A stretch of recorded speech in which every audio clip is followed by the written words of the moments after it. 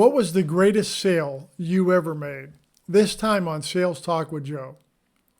Whether you've been in sales for years or just starting your sales career, or even just thinking about a career in sales, Sales Talk with Joe is designed to help you be more successful. Now, I'm not a big proponent of using the word sales. I've mentioned that in previous videos. I don't like the word sales. I think it brands the profession with a negative connotation. But it's a word that everybody's familiar with, so from time to time I still use it.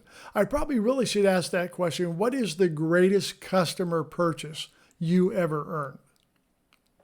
I'm going to tell you about mine, and it's maybe isn't what you would expect. Now, I've worked for companies where we've had customers that have made six-figure purchases. I've been part of earning six-figure purchases from customers or bigger. I've actually worked for one of the companies I was with. We had multi-million-dollar contracts that customers would sign and make a commitment to. And I was able to acquire my share of those and earn purchases at that level.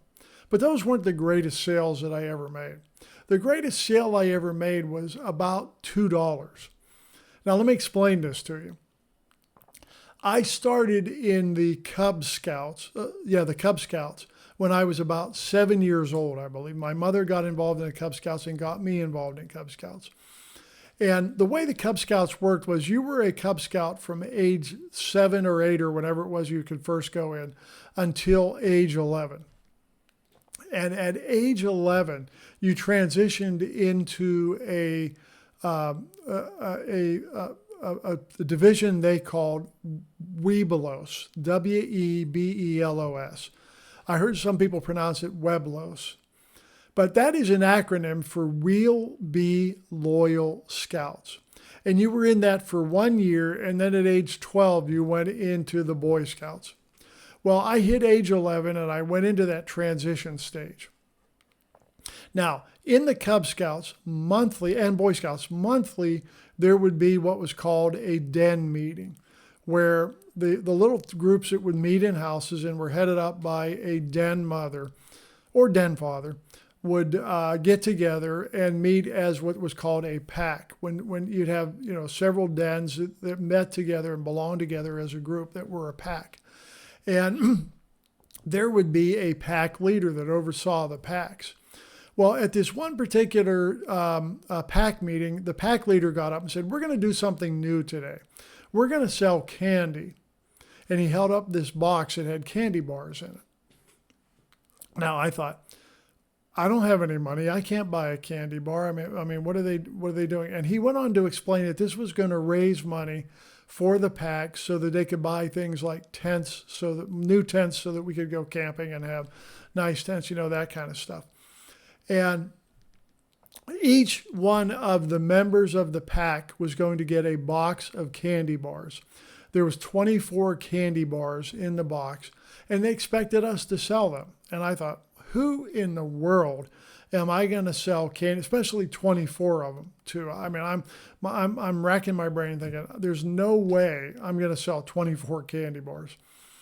And matter of fact, one of the kids in the group put his hand up and asked the pack leader, said, "Who do we sell these candy bars to?" And they said, "Well, if you got some friends that want to buy a candy bar, sell it to them. Maybe, aunt or uncle or some family member might want to buy a candy bar, sell one to them. But the most successful guys go out and knock on neighbors' doors and ask them to buy a candy bar." And you carry your case with you. They buy a candy bar, pay you for it, and you give them the candy bar. Now, that didn't sound like much fun to me. I really wasn't up for doing something like that. So I did what every great salesperson does when they're in a situation they don't like. I procrastinated, and I didn't do it, and I kept putting it off. Now, my dad took a couple of candy bars to work and sold, a couple, 3 of them. And my mom had a couple of friends who bought 1 or 2 candy bars. So out of this case of 24 candy bars, maybe 5 or 6 of them were sold. My mom actually bought one, and I actually tried it, and it was really, really good. It was like a chocolate caramel candy bar. It was really good. I really liked it. I wanted her to buy some more. I wanted her to buy the whole box. take the burden off of me. She wouldn't do that, but she did buy like one more. So I'd sold, I don't know, 7 or 8 candy bars out of the box. And I thought I'd just go back to the PAC meeting and say, sorry, that's all I could do. But my mom got after me and said, you've got to go and try to sell those candy bars. Knock on doors and ask the neighbors to buy candy bars. You know a lot of these neighbors around here. They'll be nice to you and they'll buy some candy bars.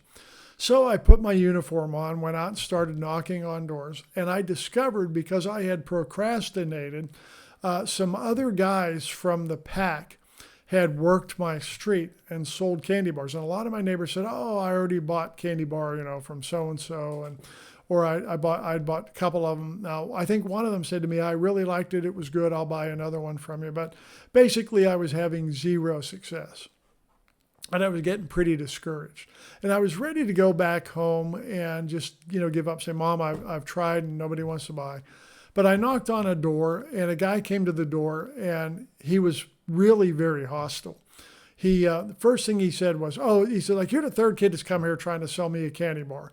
He said, your candy bars are ridiculous. They were 50 cents.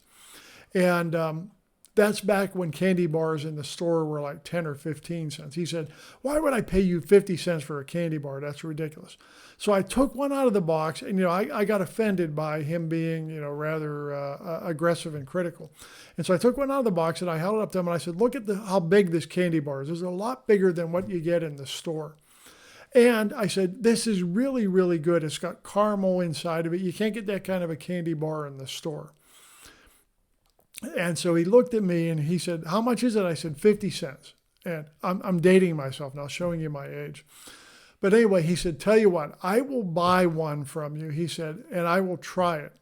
He said, you're right. It is a lot bigger. And he said, you're telling me how good it is. He said, but here's what's going to happen. He said, I will buy it and try it. And he said, if it isn't good, you're going to give me my money back. And I thought, well, I got to sell candy bars. So, he wants to buy one, so I'll give it to him. And, if he asks for his money back, we'll try to figure out how to deal with that. So I sold him the candy bar, and that gave me a little bit of a spark of encouragement. So I went further down the street, knocked on some more doors. I think I sold 1 or 2 more candy bars. Now the case is about half gone, and I'm feeling a little bit better. Like, okay, man, this is happening. I can do this. And worked down the street as far as I wanted to go and was walking back home. And the guy that I'd sold the candy bar to saw me walking up the street and came over and called me. He said, hey, come up here. And I thought, he's going to want his money back. And what do I do? Because I'm going to have a candy bar that's opened and kind of eaten that I can't sell. And the guy wants his money back.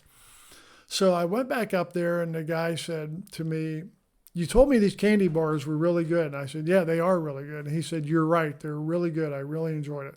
He said, I want to buy 2 more from you. He said, I'm going to buy one for my kids and one for I think it was grandkids. He said, I'll buy one for the grandkids. So he actually bought 2 more from me. And believe it or not, that sale taught me a lot about sales. All right. Although at the time I really didn't understand. I mean, I knew it worked. I knew what I had done had worked, but I didn't understand the principle behind it. You see, when that guy challenged me, he was challenging the value of what I was offering. And I justified my value by showing him what was different about my product. And I made the sale. But it changed my whole attitude about having to go knock on doors and ask people to buy something from me.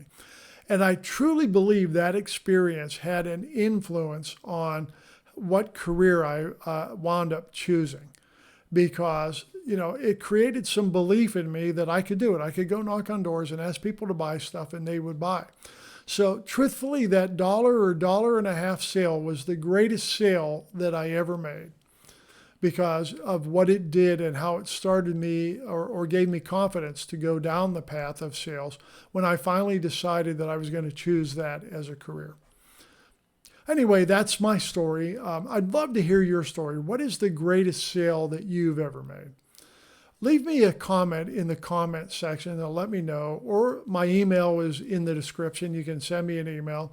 If you want to chat about sales, if you just want to talk about it, I'd love to chat with you. If you have a product or service that you think would benefit my viewers, email me and we can talk about maybe some sponsorship opportunities for these videos. See, I'm asking for the sale again. I've got confidence. Anyway, I'm Joe Ferguson. Thanks for watching Sales Talk with Joe, and we'll see you next Thursday with the next video.